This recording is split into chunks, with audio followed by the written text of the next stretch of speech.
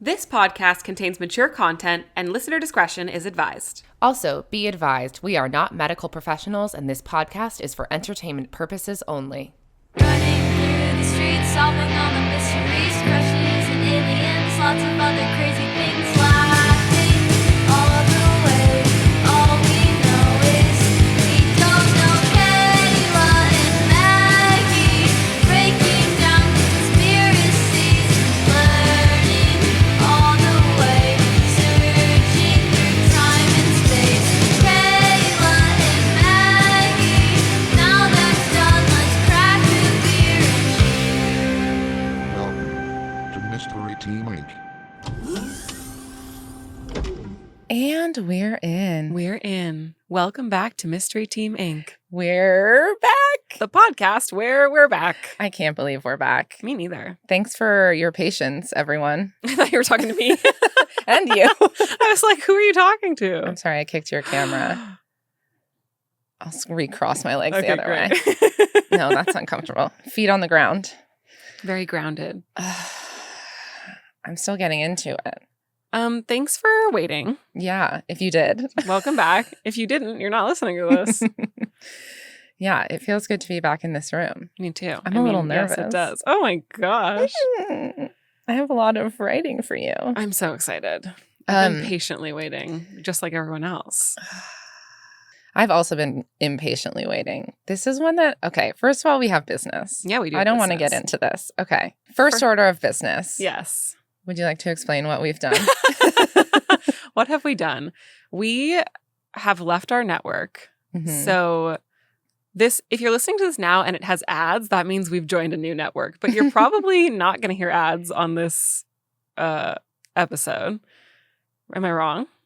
No, I think you're correct. Okay, great. Unless I figure out something really quick. But we have decided to launch a Patreon so Mhm. that listeners can support the show, which helps us make the show because Mhm. we both have regular jobs and we do this for funsies. We don't make money off this show. No, so for the love of the game. yeah. So we are launching a Patreon. I believe the link will be patreon.com/mysteryteaminc. Mhm. If it's not that, I will come back into this episode and cut it in Great. like worse audio Oh, that's quality. going to be really funny, actually. You're setting up a really good gag. Yeah, I Oh, am. sorry, I but kicked you. I'm gonna leave this explanation in. Great. That's all. So we would love for you to go check it out and see what we're offering. Hopefully it's some fun goodies that Yeah. people will like. And it'll be reasonable. Yes. I think my favorite thing that we're doing on the Patreon is we are going to launch a Discord, Mhm. which we will be in. And so, as everyone knows, we are really bad at responding to our emails, but we're really looking forward to having a place to jump in just like live and Yeah. have conversations with our listeners. If you were part of the Spotify live Yes. shows, I'm expecting it to be pretty much like the chat in that, Yeah. which was one of the joys of my life. Yes. So definitely I would join that. I mean, I'm going to, but If we don't do this, cut this out. But I think it would be really fun to do like on launch days, do like that where we jump in and do like a live chat, listen through. I think that'd be fun. that's genius. But yeah, we'll see. We're going to have lots of fun stuff in there. So yeah, we'll go, just cut this out if none of that's true. Yes. So go to patreon.com/mysteryteaminc and check out the goodies that we have put together for you. What's our next order of business? That was my only one. Okay, great. You don't have any more? I don't think so. Just that, as we've talked about before, we are launching like a new style of show Mhm.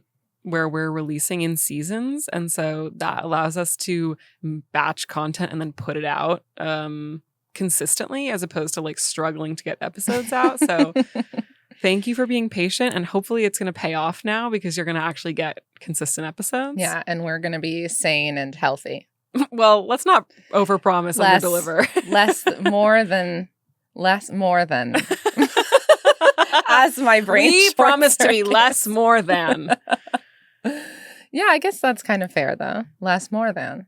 More. Mm-hmm. What else? That's it. I got engaged. Oh, yeah. We should say that, Yeah. probably. Maggie got engaged. Thank you for We're that. very happy for you. We're very happy for me. I didn't. Not today. Not today. What do we say to the god of marriage? Not today. Not today. Please. Somebody's not ready. But if we talk about, I've made a point over the years to not talk about my romantic life on the show. And now that someone is legally obligated to marry me, because in California, a handshake deal is legally binding. Did you shake on it? But it's really funny that you say that, because last night he came into, like, we were getting ready to go to bed, and he reached his hand out to me, like, just to like hold my hand, and I reached it back out to him and held it like we were shaking hands. So then we changed it to a handshake and went, "I love you," and shook hands on it. That's binding. We shook on it. So he legally is obligated to love me now. So That's great. anyway, if I Some of us do it because we want to. if I bring it up, if I bring him up on the podcast now, it's because he's in it to win it. So he's earned his right to. He earned his stripes. Yeah, exactly. To appear on the podcast. I love it. To appear in this non-physical medium or non-visual medium. I don't know if I've even. I dropped mine in that Manscaped ad. That's true. I really did. If you know about Kayla's relationship, it's because you're a true fan and you listen to the ads on our show. Yeah. Because we buried her relationship in a Manscaped ad. We did. And yeah, you said something like, "That's right, I have a boyfriend." And yeah, nobody knows. If you know, it's only because you listen to the ads. Or you know right now. Yeah, but now you should listen to the ads if we have them. I'm going to drop other stuff about myself. I'm royalty. We won a game show once. We did win a game show. Put that in an ad. I don't think we have any other secrets because we're a little oversharey here. We're mentally ill. We're mentally ill and thriving. Oh, we're doing video again. I threw up deuces. We're doing video again. Go watch this podcast on YouTube. Yeah. Oh my God. Or listen to it in your car on YouTube. I have to tell you a white man story. Yeah. It doesn't have ads. It never had ads on YouTube. No. If you want to listen to it ad free, go watch it on YouTube Yeah. or sign up for the Patreon. Or sign up for the Patreon. We got to figure out how to do that. Yesterday, I was talking about how I had to come record because somebody is a little bit stressed right now. Mm-hmm. And I was like, but I have to do my hair. And the guy was like, "Oh, you film it?" And I was like, "Well, yeah, we're starting to film it again." He goes, "Oh, because it's not a real podcast?" What? And I said, Every podcast films I don't know it. what you fucking mean. What is he talking about? I don't know. I guess he's like a purist. But go talk to Joe Rogan? Yeah. He records. He shoots his. He shoots Even his. the Joe Rogan guys know that podcasts get shot. So where does that guy fall? I don't know. He's a second AD. That's where he falls. Mm-hmm. Anyway, are you ready? I've never been more ready in my life. I'm really excited about this one. This is going to be a two-parter. If you're watching, I did dress up for the occasion. Today, okay, I'm just going to hop in. Ready? Yeah. Our story begins on May 1st, 1910. That's today. Just kidding. It's not. But you don't know when we recorded this. Maybe it was. Thank you for clarifying that it's not 1910. Yeah, you're welcome. On this day, the Earth was graced with two miracles: Halley's Comet and the birth of Joseph Allen Hynek. No. Come on. A treat. Oh my God, I'm so happy. Okay. So, Joseph Allen Hynek was born to two Czechoslovakian parents. His mother, Bertha. Okay, Joseph Allen Hynek, if anyone doesn't know. Yeah, you should probably tell people who we're talking about. He was a UFO debunker turned believer. He was a skeptic turned believer, yes. And a scientist. And a scientist. He's who I wish I was. Yeah. I very much want to be a UFO researcher. Mm-hmm. I'm working on it. Can you describe what he looks like? Yes. He is a bespectacled man. You can pull up a picture if it helps. Let's see. Joseph. I just need the image in my mind, and I think listeners also deserve to have the image in their mind. Okay. Oh my God, I forgot about his beard. Okay. He looks like the Colonel.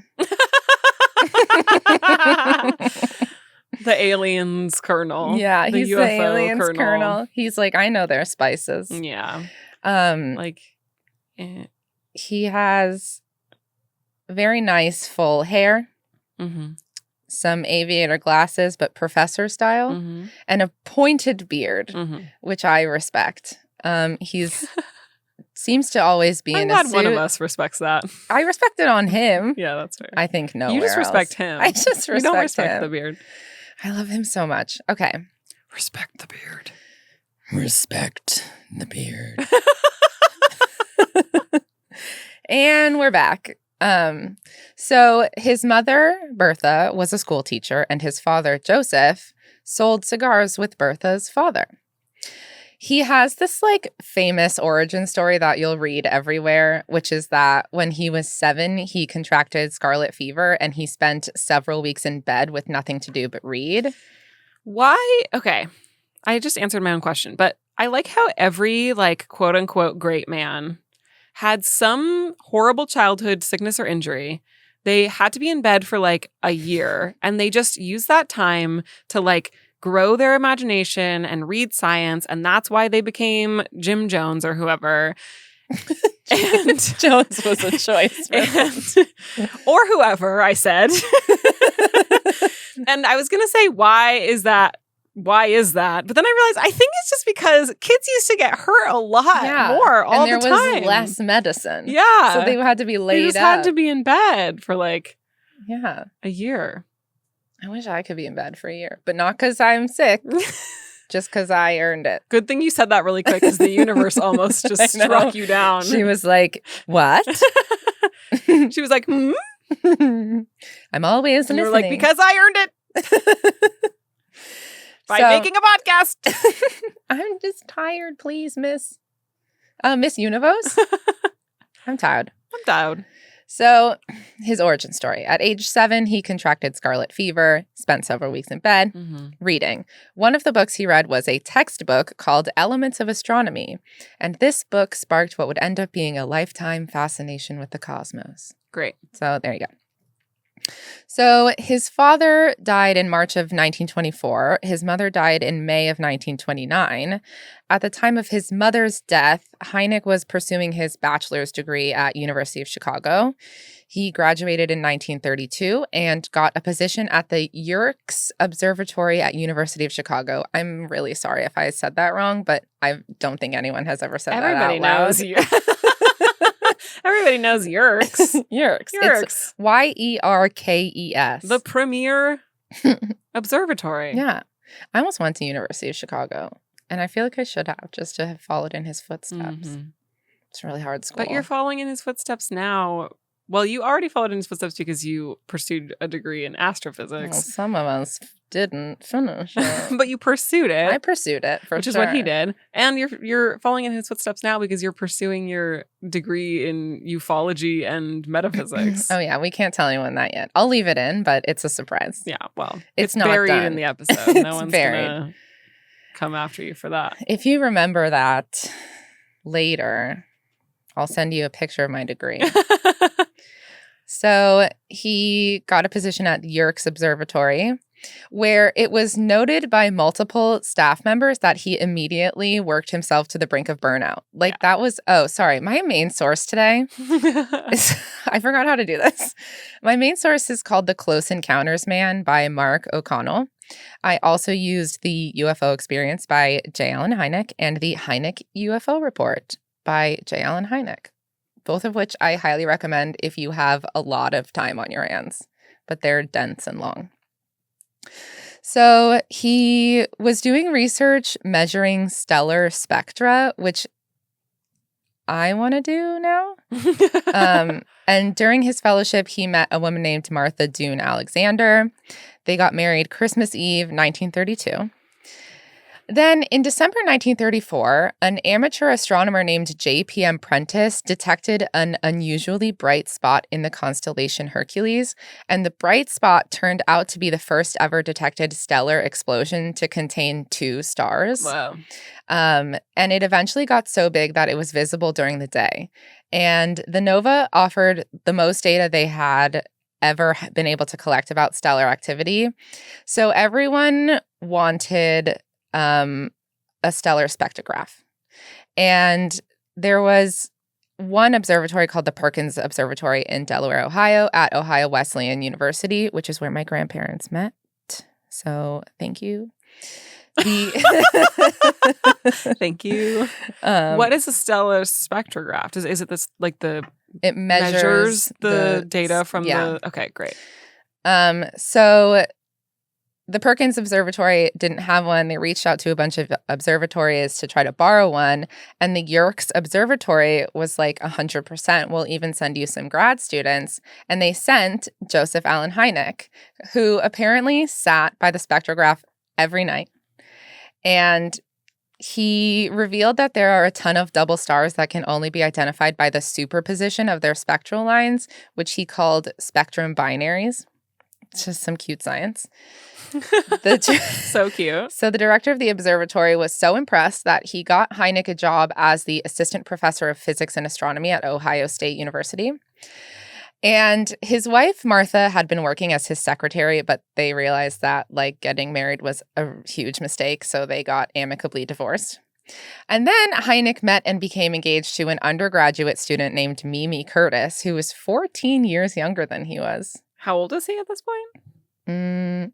Like 30? 32, yeah. So that's a teenager. Yeah. I didn't even think about that. That's a child. I do feel like it is a precedent for UFO researchers to get married and then for their spouse to be like, to be married to them and be like, oh, no. Never mind.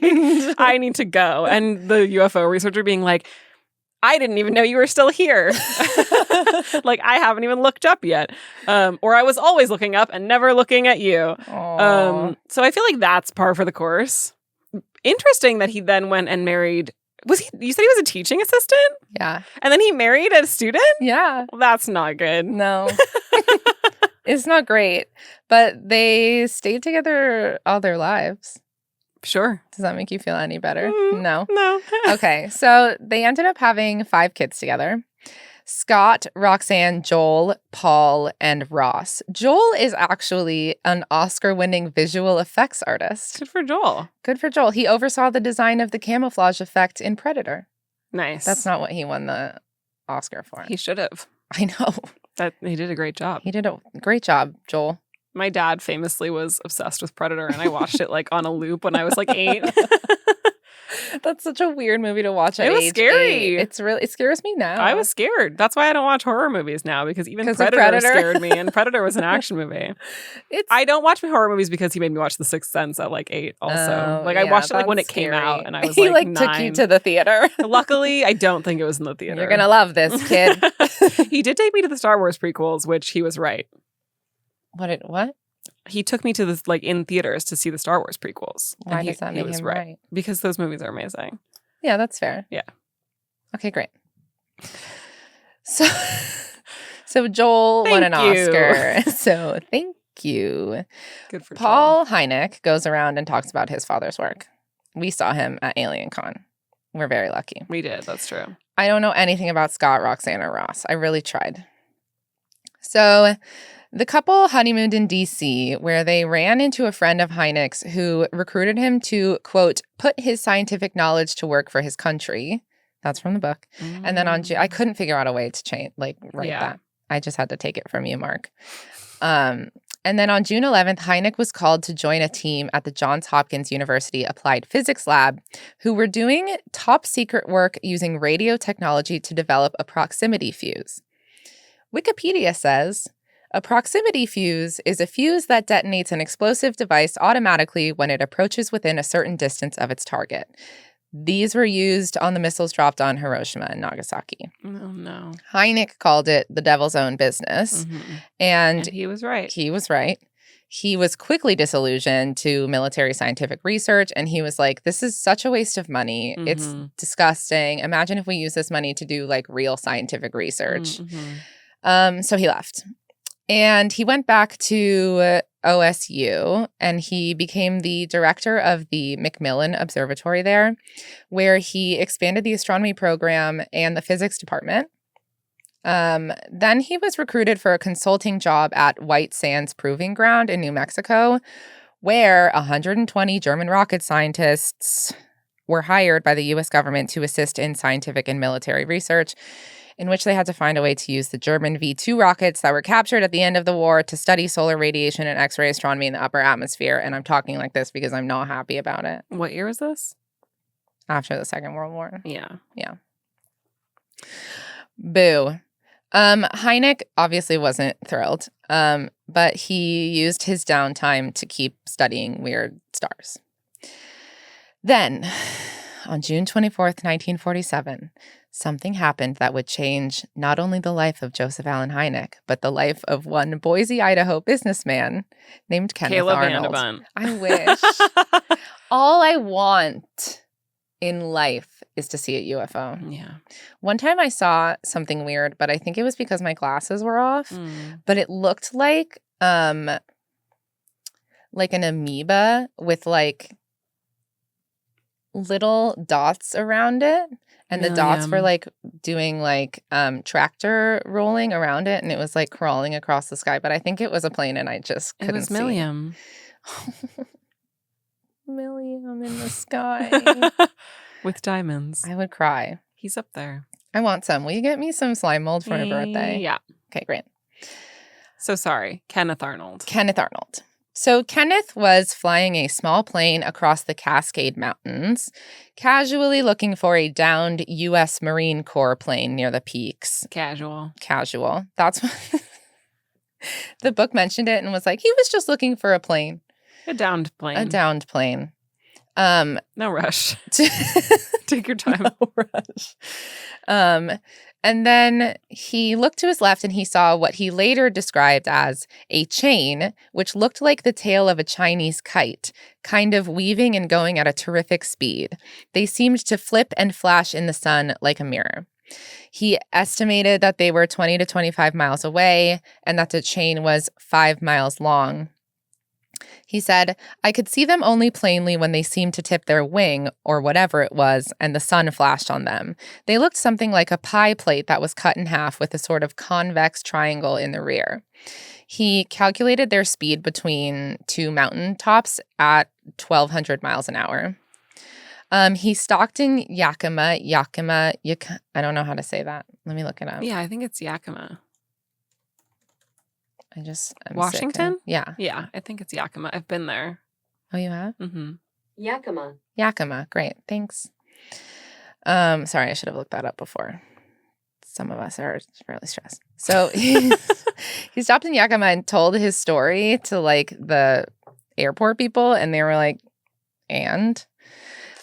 He didn't go. He was out looking for a down plane, and he was like, hold on. BRB. He went to the Yakima airport and was like, there's a chain in the sky. Yeah. And they were like, did you find? He's like, no, listen. I don't think anyone asked him to look for the plane. Oh, he wasn't like search and rescue. No, that's why it was casual. Okay. He was like just seeing if he could spot a plane that had gone down like a week ago or something. Unknown. Because when you first said it, I thought he was like search and rescue, like looking for. No, he was a Boise, Idaho businessman. Yeah. He was just flying for funsies. Okay, great. So they were like, didn't care. But then he landed again in Pendleton, Oregon later that day, and his story had been relayed there, and there were like reporters waiting for him. So they did care. They were like, hey, there's this guy coming. He saw a string. They were like, that's the stupidest thing I've ever heard. Johnny, get our fastest reporter down to the scene. Fastest reporter. Old Johnny Longlegs.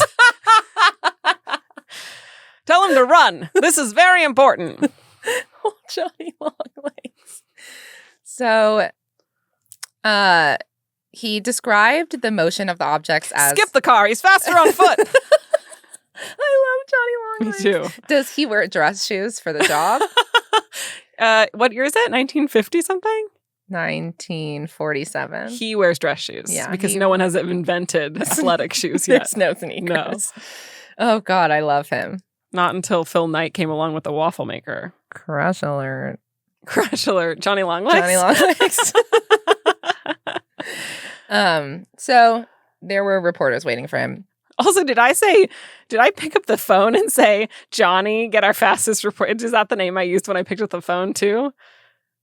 So does this imply the existence of two Johnnies working at this newspaper, or is Johnny Longlegs and he's been talking about him in the third person? Johnny, get Johnny Longlegs.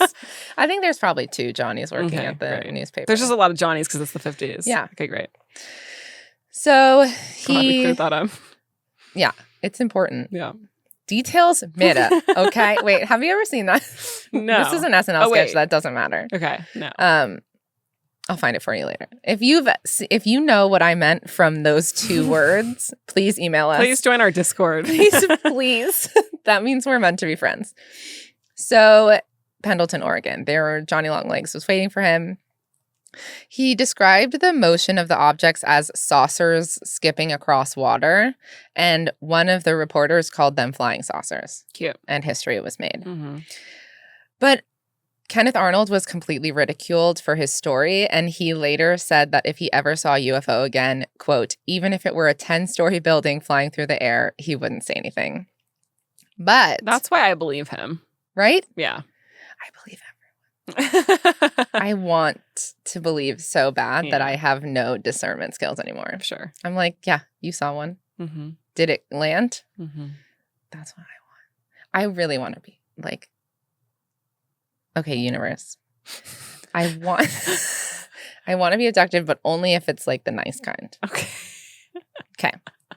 So like the one where they took him to that planet and everyone was, With the parking garage on the moon. Yeah. Yeah. that's what I want. Go back So and listen to our episode about Woody Derenberger. yeah, an Indrid cold. Mm-hmm.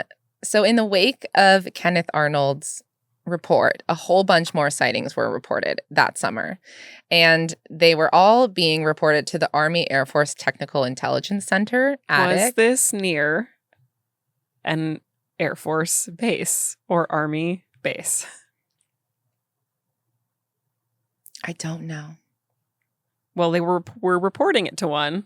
All of the summer reports? Mm-hmm. I think it's just because they didn't know what else to do Sure. other than tell the Air Force. I'm just saying there was one in running distance of Johnny Longlegs that they were reporting them to.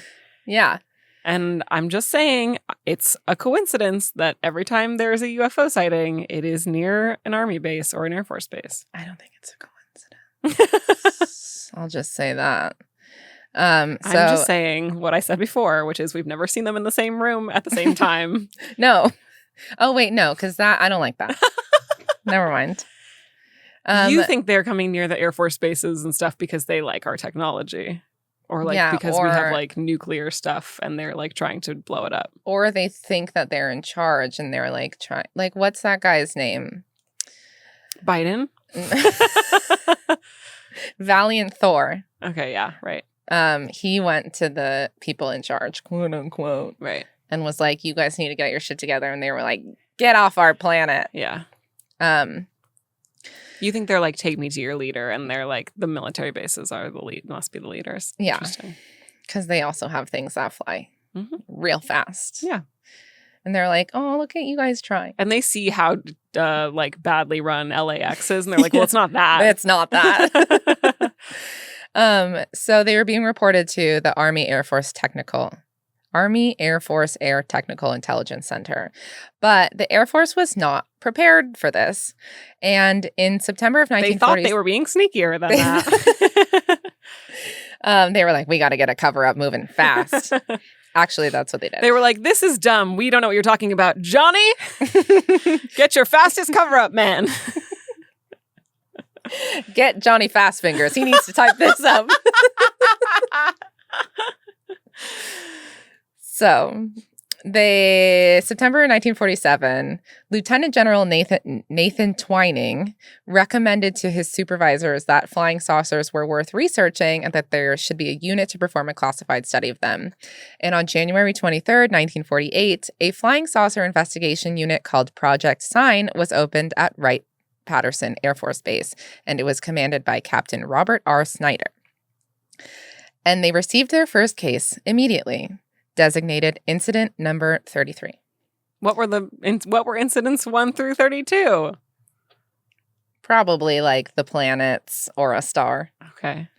I don't know. I don't understand the numbering of this. The book only calls out a couple incident numbers. So, at 13:20 on January 7th, 1948, Kentucky State Police and Fort Knox Military Police radioed Godman Tower to report multiple sightings of, quote, a large circular object from 250 to 300 feet in diameter over Mansville, Kentucky. The military police at Fort Knox described it thusly. A small white object in the southwest sky. It appeared stationary, could not determine if object radiated or reflected light. Oh, that's so cool. Through binocs, it appeared partially as parachute with bright sun reflecting from the top of the silk. However, there seemed to be some red light around the lower part of it. Then the tower confirmed that the object had also been seen over Irvington and Owensboro, Kentucky, and by 1350, it was visible to the tower working there, including the technical sergeant Quentin A. Blackwell, who will come back. One of the crew at the tower described it as resembling an ice cream cone topped with red, and another said it would seem that it was at least several hundred feet in diameter. Commanding Officer Colonel Guy Hicks said, quote, it was very white and looked like an umbrella. I thought it was a celestial body, but I can't account for the fact that it didn't move. I just don't know what it was. Okay, I take back what I said before. I want to believe. Good. I hope that by the end of this 2-part saga, you will believe. Okay. Sometimes I believe. I need you to believe all the time. No, because then I'll have no discernment skills. Lean in, Scully. So 30 minutes later, 4 Air National Guard P-51 Mustangs traveling from Marietta, Georgia to Standiford Field in Kentucky approached the object from the south. They verified that the Army didn't have any experimental craft in the air that day. And then Technical Sergeant Quentin A. Blackwell radioed Flight Leader NG-869, Captain Thomas Mantell, and asked the 4 pilots to try to get closer to the object. At 3:15, Captain Mantell radioed that he was going to approach the target.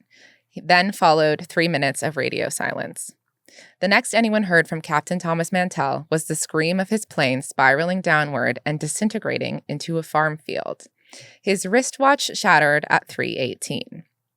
So people say there were like a number of things that could have contributed to his plane crashing.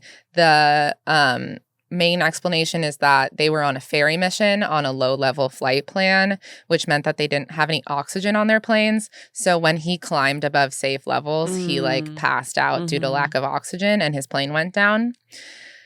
But they still had to explain what he was chasing. Luckily for the government, an Air Force pilot had recently chased Venus in a highly publicized incident. So it was easy for them to just be like, yeah, he was chasing Venus. But they needed someone to lend credibility to their claims. Enter J. Allen Hynek, who was director of the Macmillan Observatory at the time and just happened to be the closest astronomer. Yeah. Wait, sorry, what did he say? What did he say before he went radio silent? What was the last thing he said? He didn't say anything, but the technical sergeant asked him to get closer to the object, and he was like, okay, I'm getting closer. Okay. He didn't say, like, anything dramatic. She had. If you ever see a UFO, please say something dramatic. Oh, well, yeah. Okay, great. Also, I just want to say, if anyone tells me I won't be a skeptic. You know how people in movies will, like, tell someone close to them, like, oh, I saw a UFO, and they're like, you're crazy. I will believe you immediately, and I will help you investigate. I really want this to happen. So they called in J. Allen Hynek, and he said, quote, when I first heard of the flying saucers, I thought they were sheer nonsense, as any scientist would have. I had joined my scientific colleagues in many a hearty guffaw at the psychological post-war craze for flying saucers that seemed to be sweeping the country, and at the naivete and gullibility of our fellow human beings who were being taken in by such obvious nonsense. So he accepted the job being like, this is going to take no time at all. And he looked at the case and was like, yep, sounds like this experienced Air Force pilot was chasing Venus. And then his career began, and he mainly explained cases away as like astronomical phenomena like fireballs and comets. And he used Venus a couple more times. He says of his attitude, As an astronomer and physicist, I simply felt a priori that everything had to have a natural explanation in this world. There were no ifs, ands, or buts about it. The ones I couldn't solve, I thought if we just tried harder, had a really proper investigation, that we probably would find an answer for. So 2 camps began to form within Project Sign. Some were like, these are aliens, and some were like, these are fake. Then came incident number 144 and number 144B. July 24th, 1948, 1:45 a.m., Robbins Air Force Base outside Macon, Georgia. Walter Massey, a ground crewman, saw a strange light flying toward them from the north at approximately 3,000 feet. He says, "The first thing I saw was a stream of fire, and I was undecided as to what it could be. But as it got overhead, it was a fairly clear outline and appeared to be a cylindrical-shaped object with fire coming out of the tail end. I am sure it would not be a jet since I have observed P-48s in flight at night on 2 occasions. This was one of the fastest objects I've ever seen." An hour later, aboard an Eastern Airlines DC-3 flying from Houston to Atlanta, pilot Clarence Childs and his co-pilot John Whitted spotted something as they passed over the area outside Montgomery, Alabama. They say, "It appeared to be a wingless aircraft, 100 feet long, cigar-shaped, and about twice the diameter of a B-29. It was clear there were no wings present, that it was powered by some jet or other type of power shooting flame from the rear some 50 feet. There were 2 rows of windows, which indicated an upper and lower deck. From inside these windows, a very bright light was glowing. Underneath the ship, there was a blue glow of light. After it passed, it pulled up into some light broken clouds and was lost to view. There was no prop wash or rough air felt as it passed, and they estimated the object's speed at 700 miles an hour. Whoa. Yeah. According to a man named Edward Ruppelt, who we'll meet later, he said, "This report shook them worse than the Mantell incident. This was the first time 2 reliable sources had been really close enough to anything resembling a UFO to get a good look and live to tell about it." Hynek concluded publicly that the object was very probably a meteor. And despite Hynek's conclusion, with all its windows. Yeah. And its cylindrical shape. Yeah. Yeah. We love a cigar-shaped meteor with an upper and lower deck. Yeah. A Lido deck on a meteor. Despite Hynek's conclusion, Project Sign staff, the ET side of Project Sign, wrote an unofficial document that they called Estimate of the Situation, saying that they believed UFOs were of extraterrestrial origin. The report made it all the way up to Air Force Chief of Staff General Hoyt S. Vandenberg, who was like, there is no proof for extraterrestrial vehicles. He literally burned the memo, and then he reassigned everyone who was Team ET, and everyone who was Team very probably an astronomical object rose to power in Project Sign. Interesting. Then in April 1949, Project Sign was canceled and transformed into Project Grudge with the express purpose of debunking every report they got under the foregone conclusion that, quote, "it can't be, therefore it isn't." Hynek's findings for Project Sign were published in a 300-page report after Project Sign had already turned into Grudge, and they were as follows. Of the 237 incidents investigated by Project Sign in its 1 year, 75 were designated either high or fairly low probability of being an astronomical object. 48 were designated balloons or ordinary aircraft. 23 were designated rockets, flares, or falling bodies. 13 were designated miscellaneous, such as reflections, auroral streamers, and birds. Shorebirds. 30 were designated lack of evidence precludes explanation, and 48 were designated evidence offered suggests no explanation, which means that 30% of their cases were designated unknown. After his report, Hynek stopped working with the Air Force because he was not invited to work for Project Grudge. Yeah. Project Grudge investigated 244 UFO reports in 8 months and came to the quote-unquote conclusion that flying saucers were no threat to the United States. They said, almost every incident has less than legal proof that an object was seen or that an object appeared or performed as described. Even in cases where more than one witness observed the incident, all witnesses seldom agreed on details. So. Yeah. It makes me see red. Mm-hmm. So while Project Grudge was bungling everything they touched, Hynek went back to teaching and being an absolute gem. He created a non-math astronomy course, Cool. which is a public service. And it was in these years teaching that he met Jenny Zeidman, who he would go on to bring on as his research assistant. He didn't marry her. I just realized if he was 32 and his wife was 14 years younger than him, she would have been 18 when they got married. Right? I don't know. What's 32 minus 14? Yeah, 18. 18. So he either married her like this day she started school or she started school Young. Yeah. Okay. Interesting. Still a little. I mean, she's a teenager. She's a teenager. Yeah. So by summer 1951, Project Grudge was sharing office space with ATIC, the Air Technical Intelligence Center, which was being headed by Captain Edward J. Ruppelt, a decorated World War II veteran who was assigned to ATIC in January to investigate the capabilities of the new Russian MiG-15 fighter. He said of the Project Grudge employees, on the surface, he says that on the first day he heard the word UFO and was like, huh? On the surface, they sided with the belly laughers on any saucer issue, but if you were alone with them and started to ridicule the subject, they defended it or at least took an active interest. He learned in his time sharing office space with them that the Air Force's grasp on UFO activity and reports was tenuous at best. Then on September 10th, 1951, in Fort Monmouth, New Jersey, a radar tech saw a low-flying target going at what he estimated to be 700 miles an hour. 15 minutes later, two pilots flying over Sandy Hook, New Jersey, encountered what they described as a large silver object 40 to 50 feet in diameter and going around 700 miles an hour. A report was submitted to Project Grudge. The Director of Air Force Intelligence, Major General C.P. Cabell, ordered a full investigation by Project Grudge.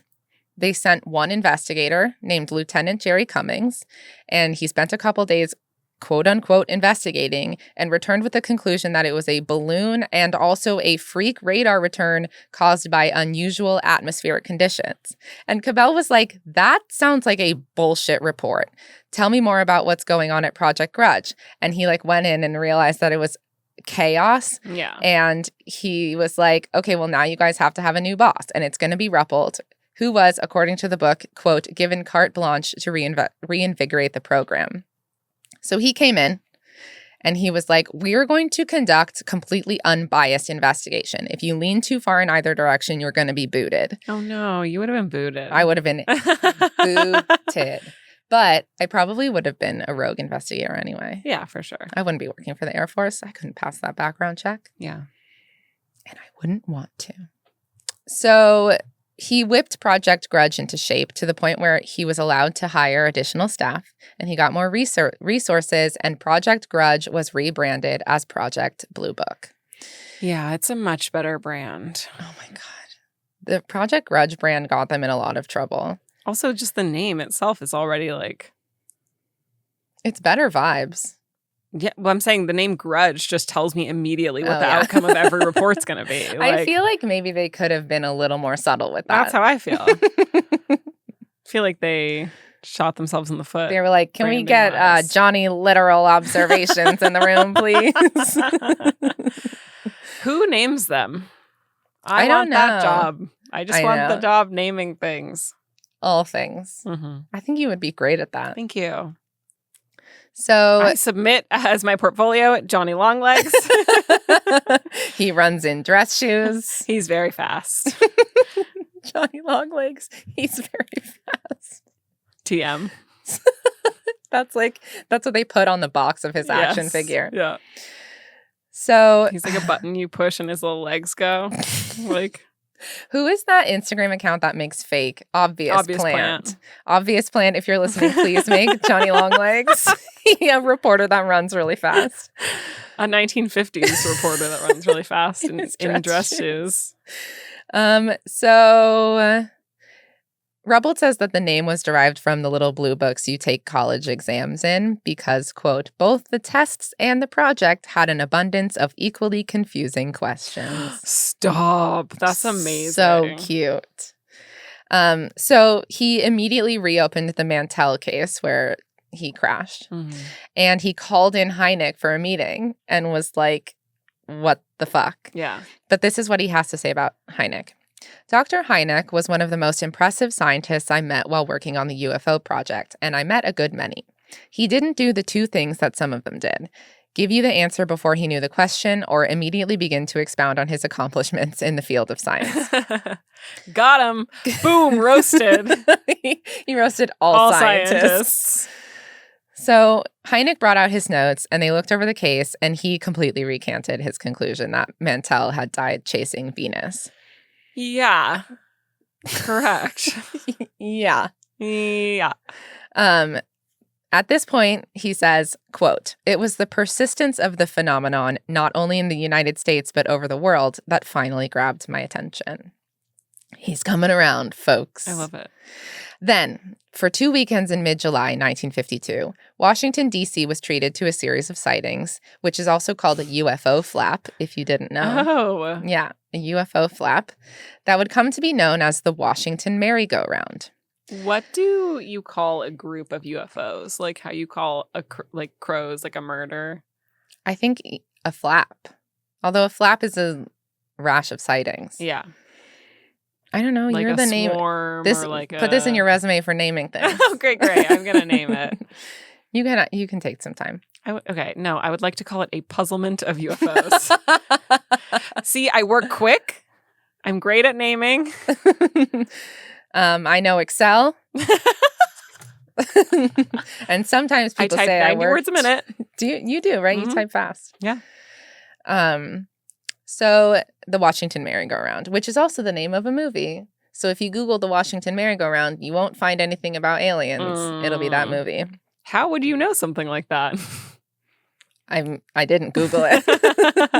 I didn't spend the last 2 weeks of my life Googling like merry-go-round aliens, merry-go-round Washington UFO aliens, not movie.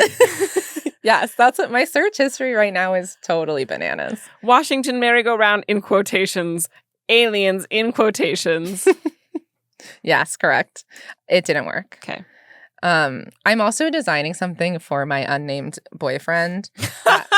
You can name your boyfriend, by the way. No, he has to earn it.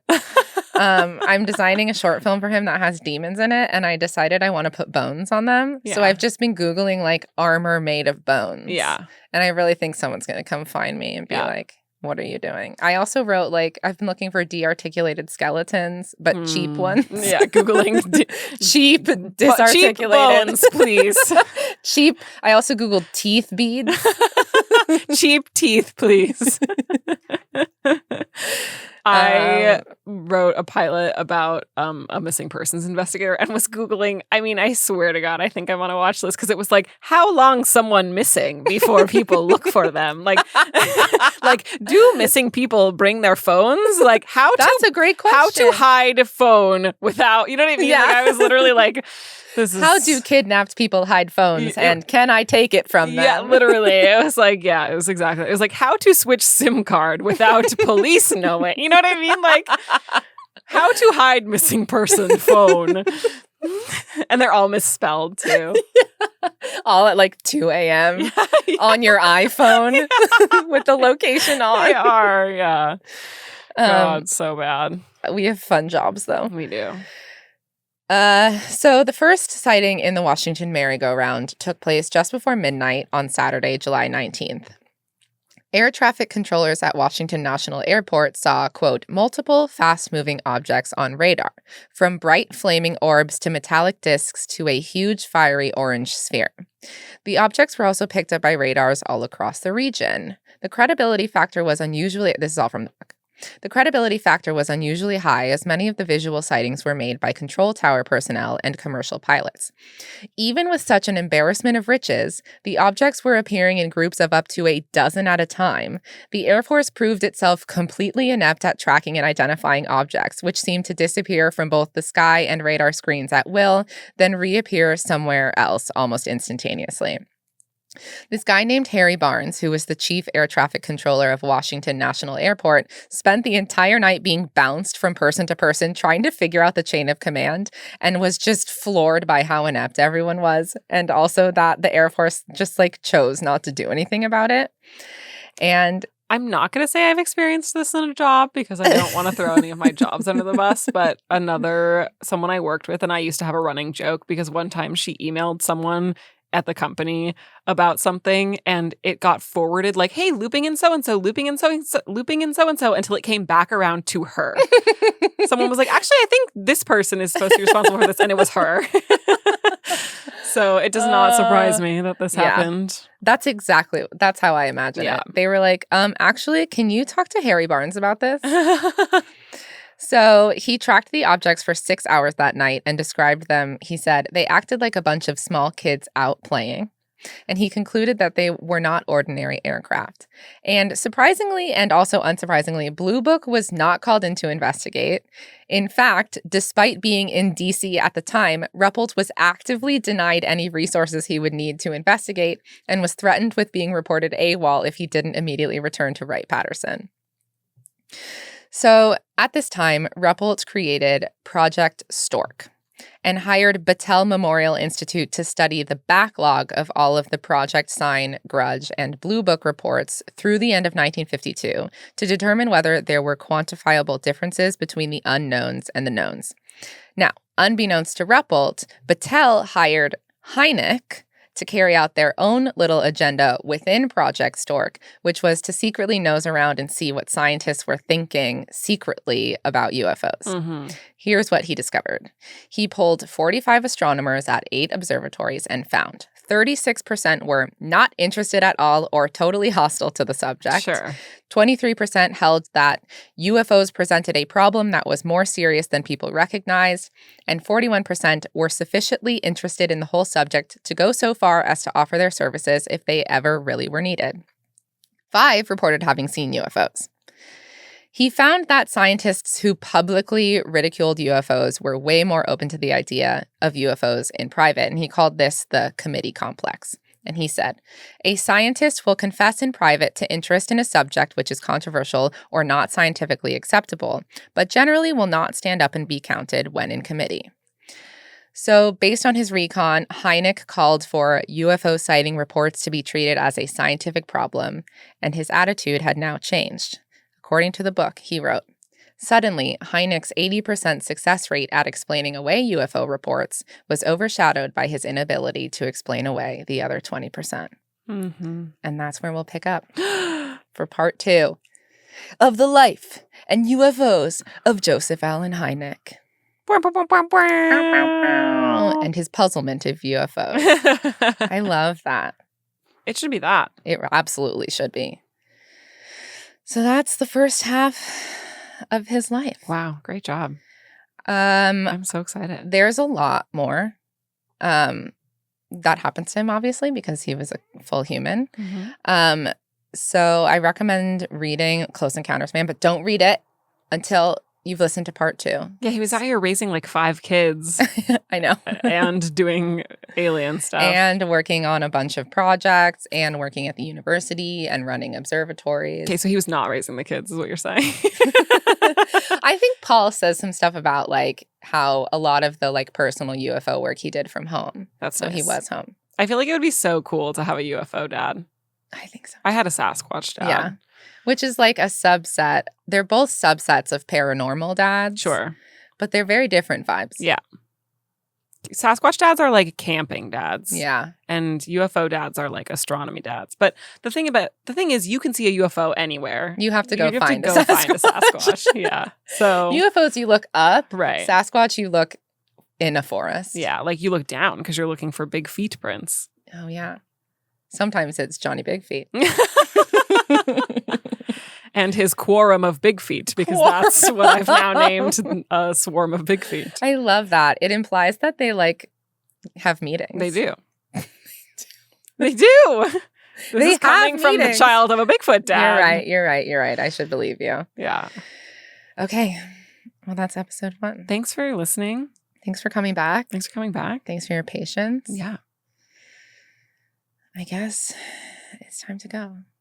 We don't know. Stay in your lane. Buckle the buck up. A puzzlement of smooches. Old Johnny Quick Smooch. Johnny Quick Smooch. He has tiny lips. Tiny lips. for fast smooching. I don't know We why it has got to be him- fast. It can be quick. Yeah, okay. He's got places to be.